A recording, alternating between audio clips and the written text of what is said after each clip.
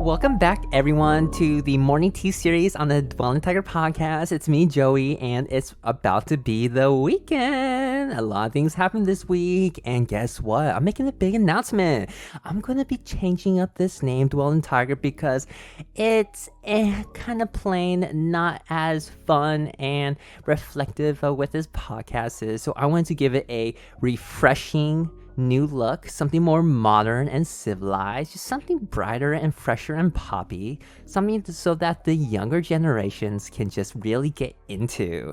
And I'll probably just name this something like Pouncing Cheetah or the Dwelling Jaguar or something like that, something really nice. Ooh, no, I'm just kidding, I'm not doing that bullshit.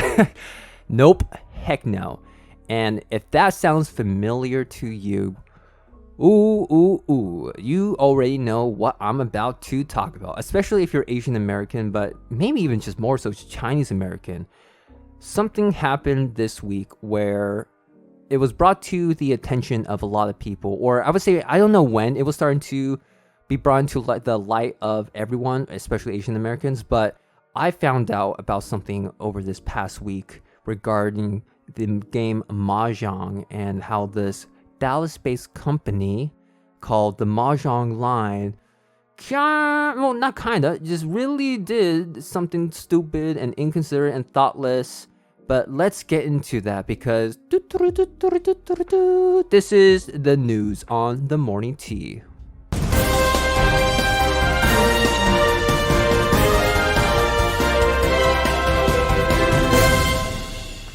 Alright, this is Anchorman Joey Llewellyn, and today we're going to be talking about something quite the cultural appropriational situational, right? We are talking about the Dallas-based company, the Mahjong Line, co-founded by 3 white American women, and they are all also Mahjong enthusiasts, mothers, and entrepreneurs. Wow, oh wow, do they deserve all the praise.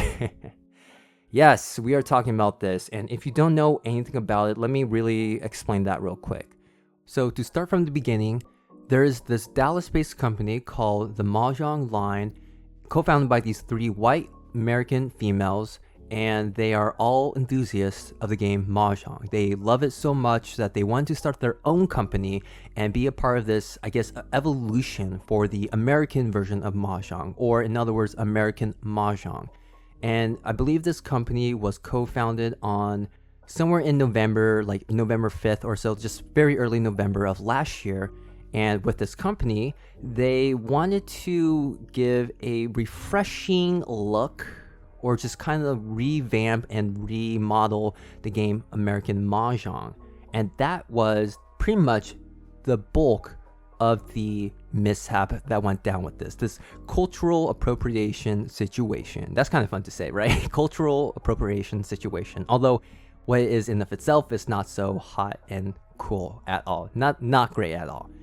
But yeah, that's pretty much what went down, because when they advertised this Mahjong set that they were selling for $325 to $425 on their website, they were just using branding methods like the word BAM, right? Just to like give Mahjong, or their version of Mahjong, this like newer look for the younger audiences, I guess. I mean, that's what they claim to have done. That was part of their mission statement of just getting younger generations or just people in general to participate in Mahjong. And then for people to just find a new joy and a new light in Mahjong, right? And then they also did this by just changing up the entire look pretty much of the tiles involved in the game Mahjong. And that was also another huge thoughtless mistake that they made. And what they did pretty much was they just changed the color tiles to these really bright, vibrant neon colors, like this really bright violet color. They even changed the symbols on the tiles themselves that are embossed. Like, traditionally and originally, what are on these tiles are just pretty much what's embossed on them, right, imprinted, is more character or Chinese characters, bamboos, dots. Like, these are very traditional symbols that have been used everywhere, right? Mahjong is a globalized game enjoyed by many nations, And back then, or just everywhere, they just used the same symbols pretty much. That's what I want to get across with that statement. The symbols used ever since way back then, which, by the way, I don't know too much about the heritage or the history of the game Mahjong or the cultural significance of it. And I'm giving myself that and I'm owning up to it because I'm just wanting to say that out loud as a disclaimer as well. But granted, I know there is a heritage and a cultural significance behind the game itself, and that is including the symbols embossed on the tiles. Now, when they change, this company, the Mahjong Line, the tiles and what's imprinted on them, that's pretty much erasing the cultural significance that goes behind these symbols right on the tiles. It's dissing them, it's completely turning a blind eye on them because one reason why they wanted to change up the look, right, revamp, or another term that a lot of people had a lot of criticisms and was upset about was when they said they wanted to give Mahjong a refreshing look, right, to refresh it. Oh man, dude, that is not good. That is very thoughtless. That is just white person ignorance. And why did they even consider doing this? What went through their heads? Like, did their PR, whoever's in charge of this, maybe some kind of manager, did they not know about cultural appropriation? Do they not know about social issues these days?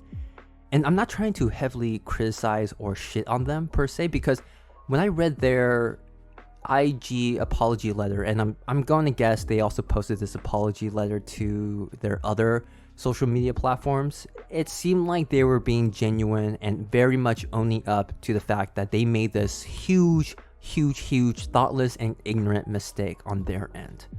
Before I get into that real quick, let's go back to their mission statement and their intentions with this product line of these newer, refreshing, right, quote unquote, refreshing look for Mahjong. So again, they were trying to appeal to the younger generations or even maybe more experienced Mahjong players. I think that's what they also tried to include as well. Just a whole variety of people, both experienced, new and old, younger, whatever. I mean, they're trying to reach out to as many people and just bring a new light to Mahjong, which is in of itself, from surface value, that is a good intention. But again, the labeling aspect of making this a refreshing thing, right? Trying to refresh the game by getting rid of the significance and the culturally important symbols and Chinese characters and all that stuff on the tiles themselves. Just getting rid of them was just a really stupid move. I mean, just with the gameplay itself, like imagine like a deck, someone wanted to modify a deck of cards where maybe all the numbers become some kind of symbol, right? Like 1 dot, 2 dots, 3 dots, 4 dots, 5 dots, 6, all the way up to 10 dots. And then, oh, let's get into the jack, queen, king, ace, and all that.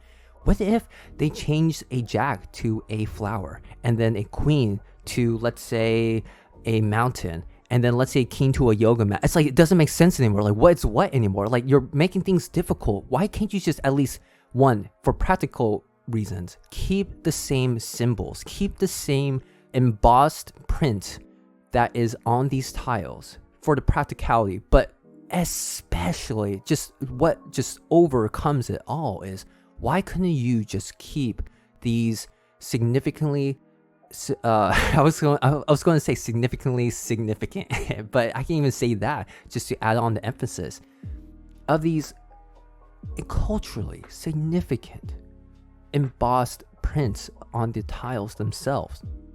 Because there is this complex history that I read about with American Mahjong, right? Because this is what this company was more or less trying to focus around, American Mahjong. And there's no real issue with American Mahjong in of itself, but there is a complex history with it where way back then when Mahjong was introduced and popularized in the United States, I believe around the 1920s from what I read, and people wanted to play and adopt the gameplay of Mahjong because it kind of dates back to how it's played in the imperial or the royal courts in China, I believe. So there was like this kind of elite status to it. But then there's also this racism and discrimination against the Chinese Americans at that time. So there's a really complex history regarding American Mahjong. And that's what these people are specifically from my lens, erasing and being really ignorant and disrespectful towards. But as equally and even more so in my opinion, the overall cultural significance of the game Mahjong, and especially with the tiles themselves and just what they are trying to do with rebranding this game. Like, why would you rebrand something that is not technically yours? Like, Mahjong isn't yours. If anything, if you want to do more cultural appreciation, right? A cultural appreciation, you can just make your own rendition of Mahjong, but keep everything the same. Like, don't add too much, like, really bright colors or maybe too much, I don't know what you want to say. Like, don't change up the design overall. Like, do your homework at least, right? I mean, if you want to add bright colors, I don't think there's any real problem with that. But if you want to do more cultural appreciation with this game, why can't you just do your homework? Know about the history of, one, American Mahjong, but also Mahjong in general, and how it predates back to China, and then just the cultural significance of it all, and maybe some other facts. And again, I don't know too much about the history and cultural significance of Mahjong in general. I just know some of the history, at least with American Mahjong. Now, to kind of wrap that part up, their mission statement again, they wanted to refresh the image, the whole gameplay of Mahjong. And one statement they made in particular that is in regards to this, that was incredibly like white person entitlement, just in textbook example format, just literal textbook example in my opinion, was they stated that they wanted to change up and refresh / remodel the whole imagery and the vibe and the gameplay of Mahjong because they wanted to make it more reflective of the fun they had with the game itself. Okay, so they are Mahjong enthusiasts, right? Nothing wrong with that. But they felt, in a way, entitled to change up the design of the tiles, right? All the symbols, all the Chinese characters, everything about it, so it can be more reflective of the fun they had. That is such, like right now I'm doing the Jackie Chan meme where it's like I'm just having that confused, baffled look. I'm like, literally, like with my heads to my head or my hands to my head. I'm like, what is going through your head? What went down? Like, again, with your PR, the management, and there was actually another company who backed them up. I believe they're a Dallas-based company called O&H Brand Company or something like that, O&H Company, and they were heavily involved with the production process. You had a whole other company who was overlooking this, and they couldn't see that maybe there was something wrong with this? What happened?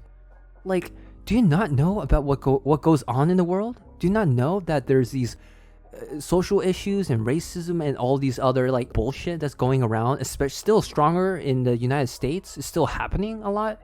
Like, what is going through their thought process? That's what I'm most baffled about, because in this day and age where the social issues and everything of that nature is way more prevalent than it was way back then, like let's say even 10 years ago, they did not even stop to think or consider or even just be concerned of what they were doing may be cultural appropriation and just a thoughtless, ignorant mistake.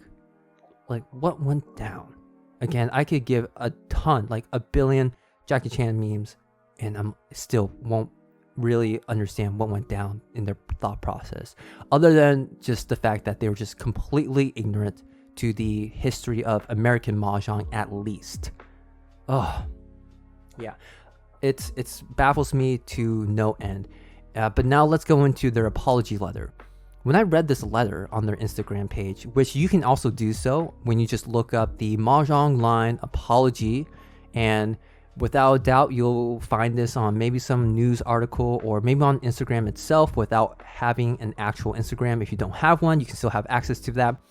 They pretty much made an apology, which I think was good. It wasn't bad.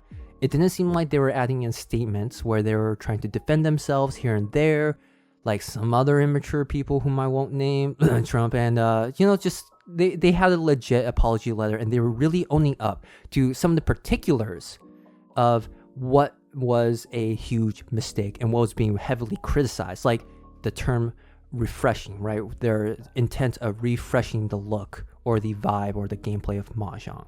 So let me read that letter to you just in case you're feeling a little lazy, all right? Maybe you're feeling too chill on this Friday morning or whenever you're listening to this, and you just don't want to move that hand to look up this apology letter. Who knows? Whatever the case may be, let me read this to you as best as I can, and maybe for yourself.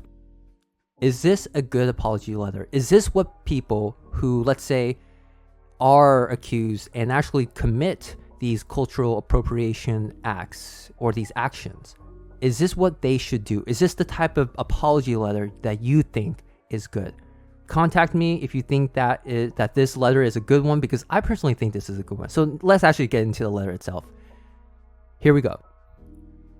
We launched this company in November of 2020 with pure intentions and a shared love for the game of American Mahjong, which carries a rich history here in the United States.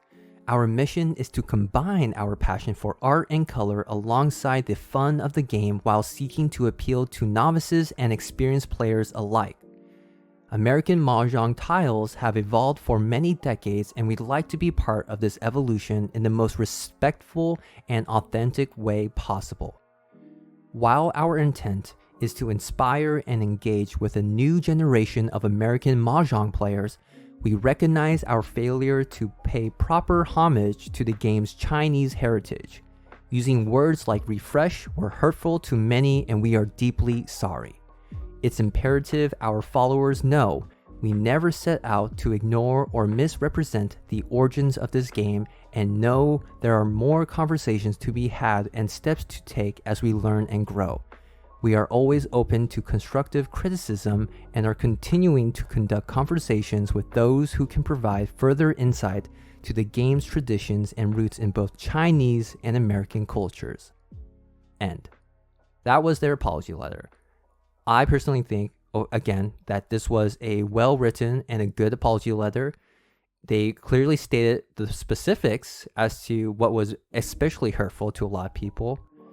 And they even owned up to the fact of what they did and provided a possible solution of just being open, right, about this situation and learning, right? A willingness to learn. That's what I like to hear, right? To like people to own up to their mistakes, and hey, maybe they're being specific. I think I said specific about their mistakes to show that they understood what they did, that even though it was especially hurtful, and then also stating that they are willing to learn and grow from this. I like that part. I actually do. This is a good example of what I believe people should do who commit these thoughtless, ignorant, seemingly like white people entitled like acts. It's just, this is why I don't want to heavily criticize them. I don't think they're truly bad people or evil people at their core. And I don't think other people, even Asian Americans, should harshly criticize them, let alone threaten them. Because one thing that happened was they actually turned off the comment section of their Instagram page as well as other social media platforms, I believe, because they're receiving a lot of threats. I won't even be surprised if it entailed rape, murder, just death threats in general as well. Why would you go that far? They made a mistake. Yes, it was a very thoughtless, ignorant, and I guess you can label it as a quote-unquote white person mistake, right? It makes sense. We know what it is for a fact, and they recognize what they did for a fact as well. But we don't need to go as far to threaten them. That's insane. And people were criticizing if you're open to constructive criticism, why is your comment section turned off? Doesn't show that you're open. Well, hey guy or person, whoever you are, what if you receive a bunch of death threats, right? Or just threats in general?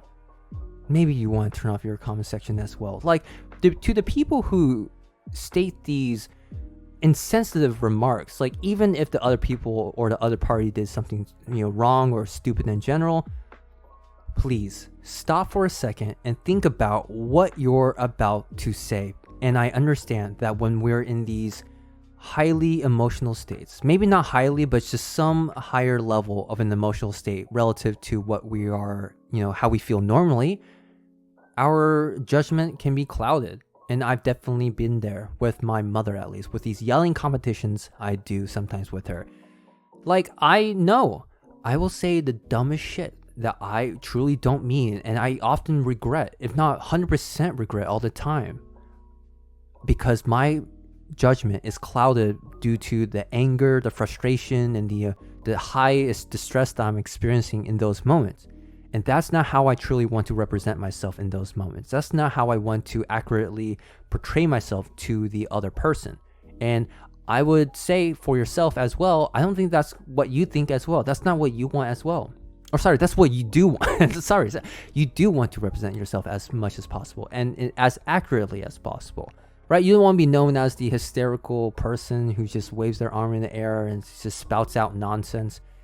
You don't want to be that person. And I'm not saying you are that person. I'm just saying, just stop and think about what you're about to say, because these threats, these super unreasonable, irrational criticisms that these people are receiving are just flat out wrong. They're not right. Instead, focus on the actual issue itself. And then, because especially if the other person's open about willing to learn, teach them. Why not? Instead of saying all of this bullshit to them, through DMs or Twitter or whatever, say to them, maybe in some direct message where you tag them or whatever, whatever kids do these days on social media platforms, tagging them, direct messaging them, PMing them, send them a message and say, hey, I am very upset about what you did because of X, Y, and Z, right? You can explain yourself why you're upset, why you are distressed about what they did, and that what they did was just very wrong culturally, and it was very disrespectful to you and your heritage, right? Your ethnicity, your culture, and all that good stuff that you are very proudful of, right? It's a good thing. And instead of harshly criticizing them, like I said, teach them, especially when the other party is open and explicitly saying that they're open to being taught. Let them know how you feel for X amount of reasons, and then tell them, but hey, maybe you can say, I like how your apology letter went. It shows you're respectful. Maybe you don't need to say that. Just say, hey, here is a video that I like that teaches you about the Chinese heritage regarding Mahjong. Or maybe it's the history of American Mahjong, which teaches these three ladies about Chinese Americans and whatever it may be. Just send them these links that can teach them. Why not? That's the good thing to do, especially if the other party is open and willing to learn. Unlike some other groups of people, right? We know who they are, Trump supporters, and yeah, not all of them, right? Not all of them, not all of them, right? Sorry, that was a bad cough. I think I'm getting too heated right here, right? We got some hot tea. You know that kind of tea that's way too hot and kind of burns your throat, and then your throat kind of sounds or feels very raspy, and your voice sounds raspy? I think that's what's going on here. But yes, that's all I pretty much have to say regarding this hot topic, this trending topic of cultural appropriation done by this company, the Mahjong Line, by these three white American females who are enthusiasts, mothers, entrepreneurs. Wow. Oh my God. So that's it for today's morning tea episode. And I promise you, I won't change this name, Dwellin' Tiger, because I like the name for what it is. It shows history, it shows pride, and it has significant meaning to this whole podcast and to myself as a host and speaker for this show. So everyone, I know we went over 20 minutes. I know this is becoming a habit by now. I said in the very beginning this would be like a 15-minute episode every week. Maybe you like it. Maybe, who knows? I like to talk about this stuff. So maybe I'm going to push it to 20 to 25 minutes. But nonetheless, thank you so much for listening until the end of another morning tea episode. I hope this got you pumped up or angry. I hope not angry. I just hope this made you more understanding and this provided some context regarding this whole issue of the Mahjong Line company doing this cultural appropriation act. Right? It was a stupid mistake, very thoughtless. I'm still baffled by the thought process that went behind this production or this product in general, but hey, they're willing to learn and I accept that. I don't know about forgiving because that's not my place, but hey, I accept what they did and I don't think they're bad people. So thank you again so much for listening to yet another episode. please support me by listening to this podcast on Spotify, Google Podcast, and even on YouTube. Just subscribe there, and all you have to do to look me up is go to that search bar and type in Dwellin Tiger, which is spelled DWELLYN space Tiger, and you'll definitely find me with that photoshopped tiger head cropped onto my photo. You'll definitely find that there. You can also support me by sharing this with your friends and family who may find this podcast insightful, enjoyable, or heck, even just to simply laugh their butts off. Whatever the case may be, please share this with everyone you know. If you'd like to contact me, please reach me at dwellintiger@gmail.com, which is spelled the same way as I spelled it before. DM me on Instagram at thejoeyll, which is spelled TheJoeyll, or send me a text or voice message on the anchor.fm/dwellintiger website. Again, that's the anchor.fm/dwellintiger website. And the links to all of these platforms and places where you can support me is in the description below. So thank you guys so much again for listening to yet another episode of The Morning Tea. Talk to you next time on Tuesday next week. Bye.